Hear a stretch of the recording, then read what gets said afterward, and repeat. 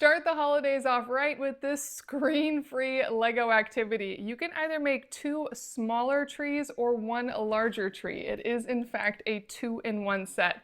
So I had my kids make the two smaller trees, and I have some warnings to share with you.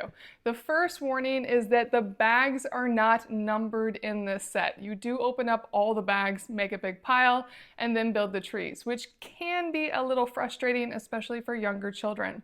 And then the other piece is that since there's a lot of circular pieces in this, that also can be a little harder for younger kids. My 9-year-old and 12-year-old didn't have too many issues, but there were some moments where they're like, this is not going in just right. The instructions for the medium and small build both come in the same pamphlet. So I had one of my kids use the paper instructions, and then I downloaded the digital instructions for my other kid to use so they could both build these at the exact same time. And then the big tree has its own instructions booklet. And in the end, you get these really playful Christmas trees.